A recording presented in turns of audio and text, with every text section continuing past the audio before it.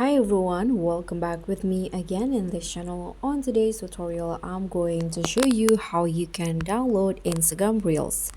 So if you got a favorite Instagram Reels videos and you want to keep it to your phone or your gallery, this is how you are going to do it directly on the Instagram app. So first you can just open your Instagram apps and then just find the Reels that you want to save. So for example, in here I'm going to just go to this I'm going to just explore here on my timeline.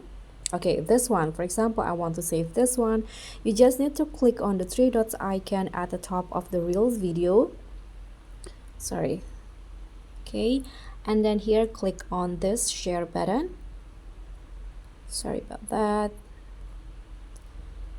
Okay, after you click on that, here you can just swipe through these options at the bottom until you find this download option. So just tap on download and you can see now the Reels will be downloading at the bottoms right here.